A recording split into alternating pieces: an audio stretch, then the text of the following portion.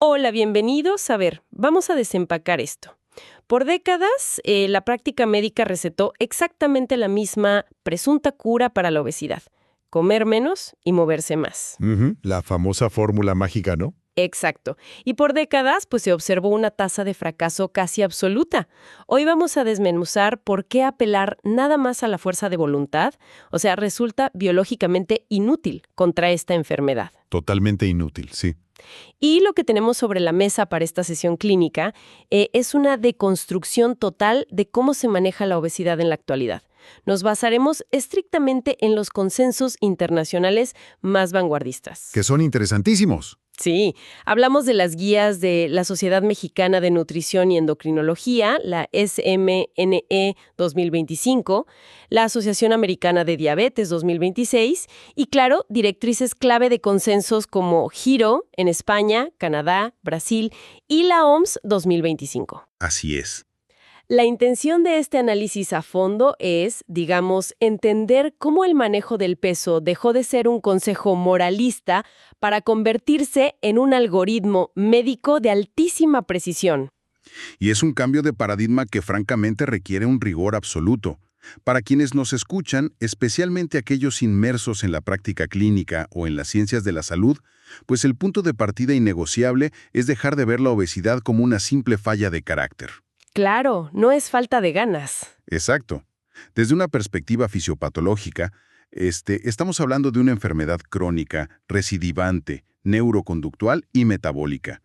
El enfoque moderno es una medicina de precisión estratificada. O sea, ya no es adivinar qué dieta está de moda. No, ya no. Se trata de aplicar intervenciones fundamentadas en evidencia rigurosa, paso a paso, para alterar el curso natural de una patología que es sumamente compleja. Y fíjate, esa complejidad se hace evidente desde el momento del diagnóstico. Revisando los documentos, o sea, me llama muchísimo la atención que el índice de masa corporal, este famoso IMC, como que está pasando a un segundo plano. Sí, por fin. Porque tradicionalmente, pues alguien con un IMC arriba de 25 o 30 ya recibía el diagnóstico automático y la dieta de cajón. Pero las nuevas guías clínicas exigen una confirmación de adiposidad. Piden medir la circunferencia de la cintura, es como hacer un peritaje estructural de un edificio, no te quedas solo mirando la fachada. Me gusta mucho esa analogía. Y más allá de eso, exigen una evaluación cardiometabólica formal. Hablan muchísimo de utilizar herramientas como GloboRisk para la población en México. O sea, ¿por qué la obsesión de estas guías con ir más allá de lo que marca la báscula? Muy torpe. El IMC no distingue, digamos, entre 1 kilogramo de masa muscular magra y 1 kilogramo de grasa visceral, que es metabólicamente muy activa. Ajá. La grasa visceral no es solo un depósito de energía inerte, es un órgano endocrino, o sea, secreta citoquinas inflamatorias constantemente. ¡Wow! Por eso las guías insisten en herramientas como GloboRisk. Esta no es una calculadora de riesgo así genérica. Está calibrada epidemiológicamente para evaluar cómo esa grasa específica está afectando el endotelio vascular del paciente en México. O sea, te calcula el riesgo real de un infarto. Exacto, un riesgo a 10 años. Nos permite identificar si un paciente con obesidad clase 1, que es un IMC de 30 a 34.9, tiene un riesgo cardiovascular mucho más inminente que alguien en clase 2 o 3. Claro, porque depende de las comorbilidades. Totalmente. Se busca activamente hipertensión, dislipidemia y, sobre todo, la enfermedad del hígado graso asociada a disfunción metabólica, la famosa MAFT. Si un especialista no evalúa este impacto sistémico, pues básicamente está recetando a ciegas. Y justo en medio de toda esta evaluación celular y cardiovascular, me encontré con algo que me pareció fascinante. El algoritmo establece como un paso clínico absolutamente obligatorio el tamizaje de salud mental. Fundamental. Las guías exigen formalmente evaluar el estigma que sufre el paciente, medir su nivel de motivación y obligan al personal de salud a utilizar un lenguaje centrado en la persona. Así es. Dicho así, suena a una medida de empatía o de cortesía, lo cual está excelente, pero mi duda es, ¿por qué unas guías tan estrictamente médicas y metabólicas dictaminan el uso del lenguaje como una regla clínica? ¿No es eso más psicológico que clínico? Lo fascinante aquí es que esa división entre lo psicológico y lo clínico ya no existe. la ilusión de que la mente y el metabolismo están separados se ha desmoronado por completo. A ver, explícame eso. El estigma no es solo un problema social, es un gatillo fisiológico real. Cuando una persona experimenta discriminación por su peso, ya sea en su entorno laboral o, trágicamente, dentro de un consultorio médico, Que pasa muchísimo. pasa todo el tiempo. Bueno, cuando eso sucede, el eje hipotálamo-hipófisis suprarrenal se hiperactiva. Esto genera una secreción crónica de cortisol. Ok, la hormona del estrés. Exacto. Y ese cortisol elevado promueve directamente la acumulación de más grasa visceral, empeora la resistencia a la insulina e incrementa la presión arterial. O sea, biológicamente, el estigma engorda. La adherencia al tratamiento. Si un profesional de la salud no utiliza el lenguaje correcto, el lenguaje centrado en la persona, la alianza terapéutica se fractura. Por ejemplo, decir paciente obeso. Exacto.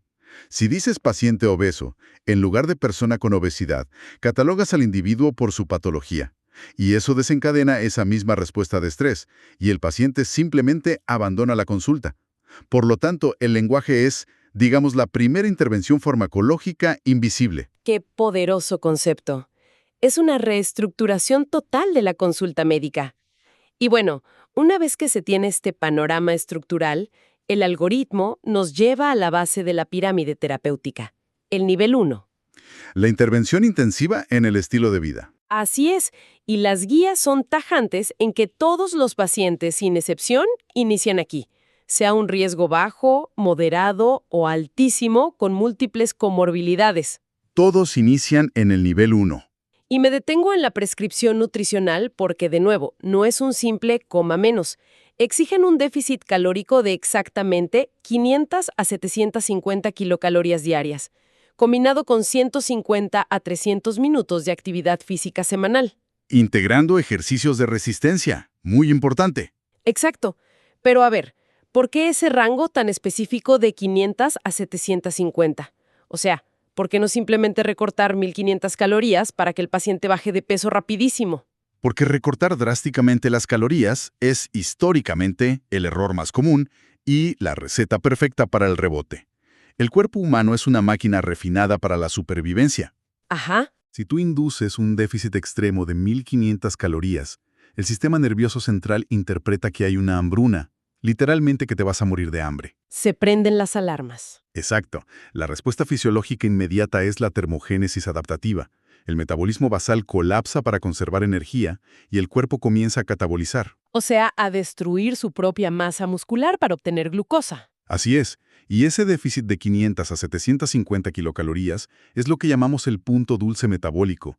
Es el rango exacto donde se maximiza la oxidación de la grasa, y siempre que haya buen consumo de proteínas y ejercicio de fuerza, se protege la masa muscular magra. Claro, y conservar el músculo es vital porque es el tejido que más glucosa consume. Totalmente. Ahora, revisando cómo se logra este déficit específicamente aquí en México, las guías de la SMN 2025 integran formalmente la dieta de la milpa. Una gran aportación. Me parece brillante. O sea, abandona esta imposición de dietas mediterráneas con ingredientes caros o inaccesibles para validar clínicamente nuestra tríada mesoamericana: maíz, frijol, calabaza, junto con nopales y amaranto. Es una adaptación cultural terapéutica fundamental. Sí, pero lo que realmente destaca del nivel 1 no es solo la comida, sino el soporte psicológico. El algoritmo dicta un mínimo de 16 sesiones conductuales en un periodo de 6 meses. Así es.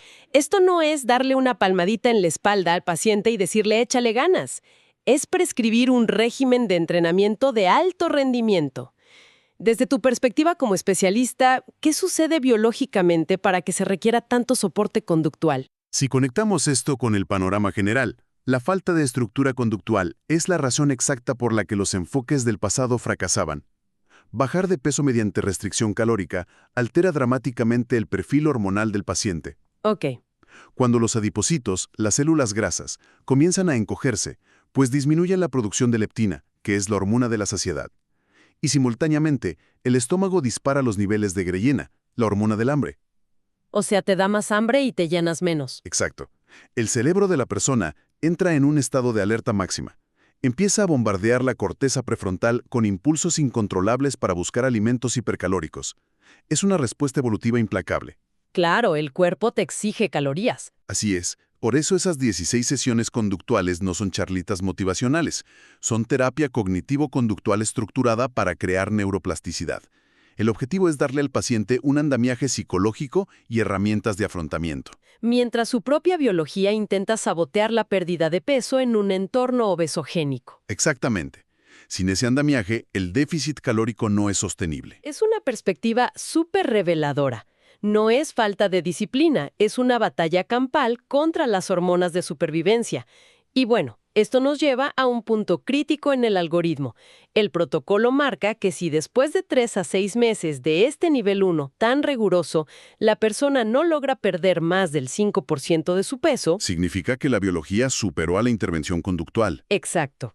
Y aquí las guías indican que es obligatorio escalar al nivel 2, la revolución farmacológica. Así es. Esto aplica, según las guías, para un IMC mayor a 27 con comorbilidades o mayor a 30. Y aquí es donde entran los famosos agonistas del receptor GLP-1, como la semaglutida y liraglutida, o los duales como la tirzepatida.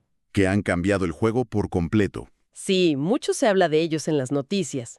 Pero desde la fisiología médica, ¿cómo es que estas moléculas lograron transformar el tratamiento? Lo transformaron porque, por primera vez, la farmacología no se enfoca en forzar la pérdida de apetito artificialmente.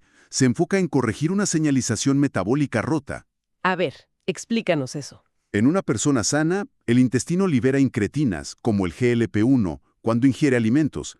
Estas hormonas le avisan al páncreas que libera insulina y le dicen al cerebro que el cuerpo ya está satisfecho. Ok. En pacientes con obesidad, este sistema de señalización está atenuado, está defectuoso. Al administrar análogos de GLP-1 o terapias duales, restauramos esa comunicación directa. Entonces, no es solo que te quiten el hambre. No, van más allá.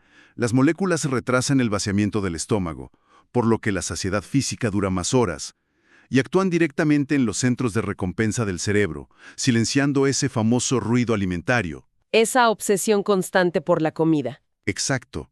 Además ofrecen protección cardiovascular real, reducen la inflamación sistémica y mejoran la sensibilidad a la insulina.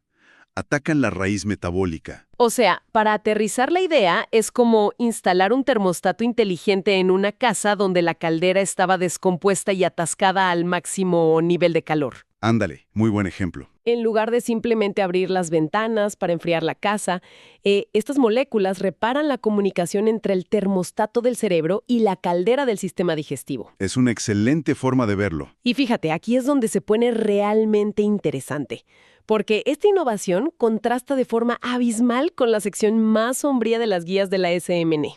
Hay una lista negra explícita de fármacos que deben evitarse a largo plazo. Uf, sí. Nombres históricos. Sí.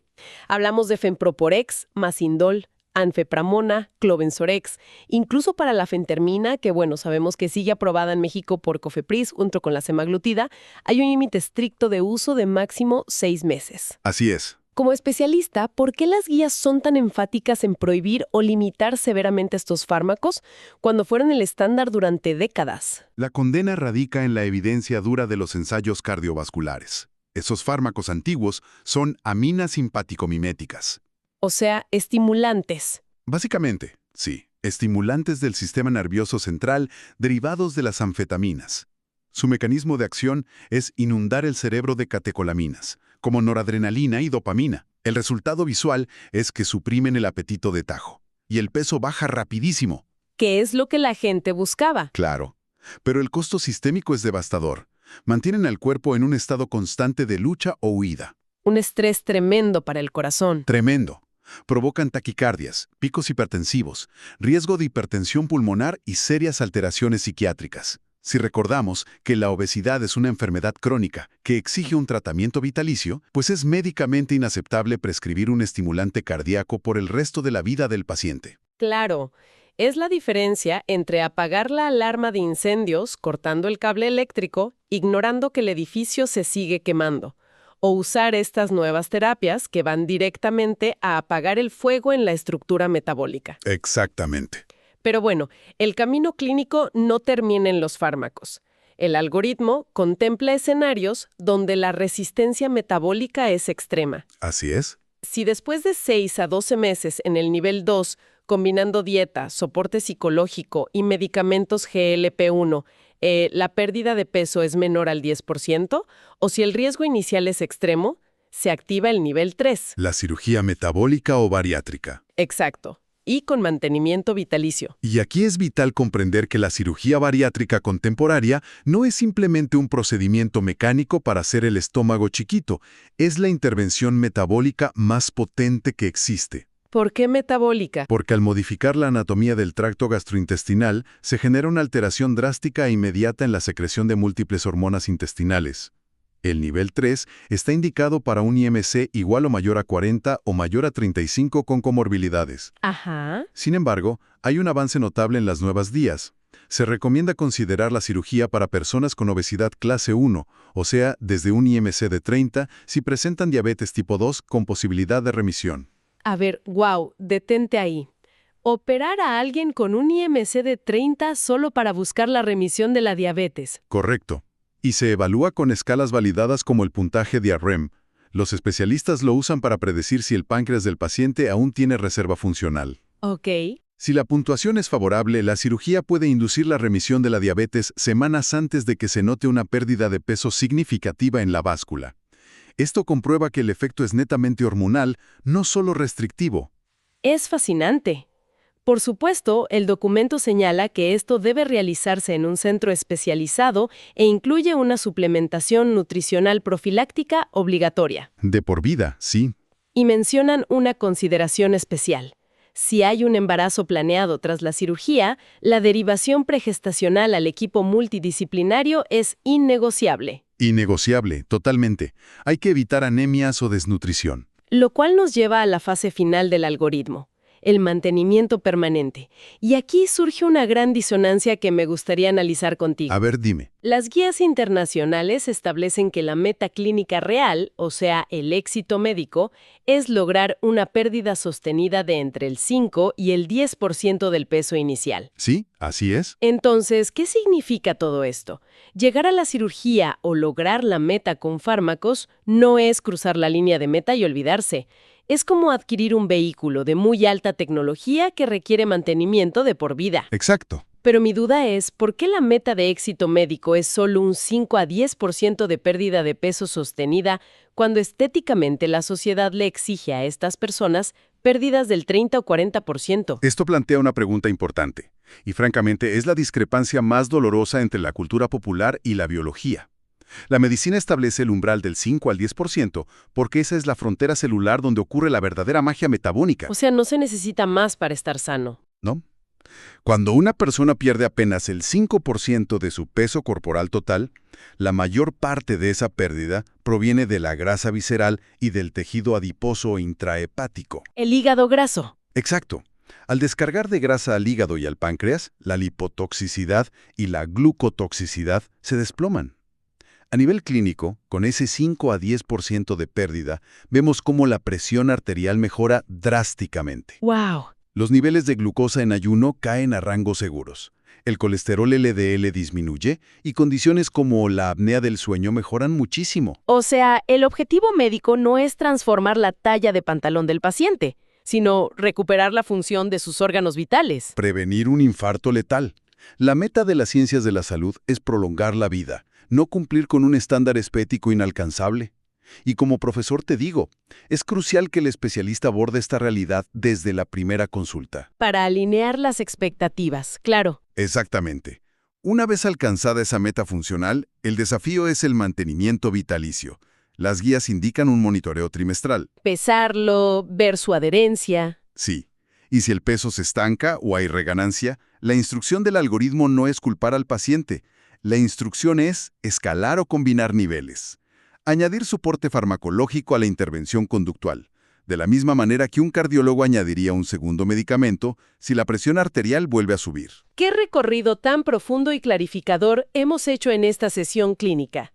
Si recapitulamos el viaje que hemos desmenuzado hoy, resulta evidente que el abordaje de la obesidad se ha transformado en una disciplina de máxima precisión algorítmica. Y de mucha empatía. Totalmente.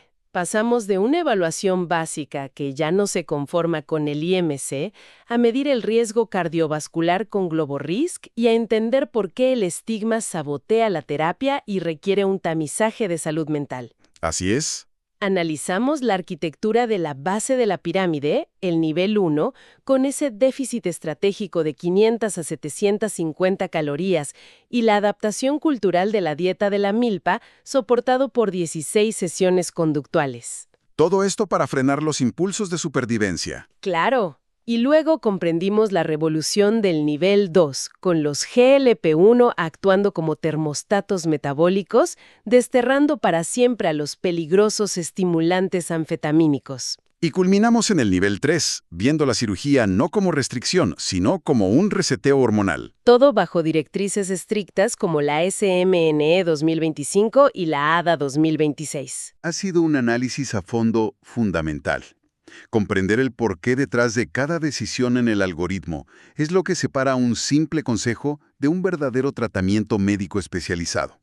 La obesidad demanda hoy más que nunca ciencia, rigor y compasión perpetua. Pero bueno, no podemos cerrar sin dejar a nuestra audiencia con una reflexión profunda.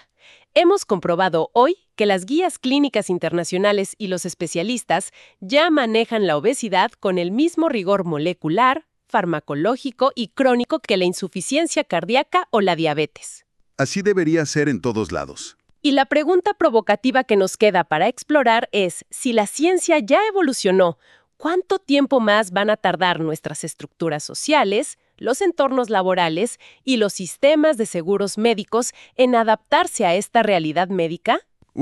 Esa es la gran pregunta. ¿Cuánto tiempo tardarán en dejar de castigarla como si fuera una simple falta de voluntad personal?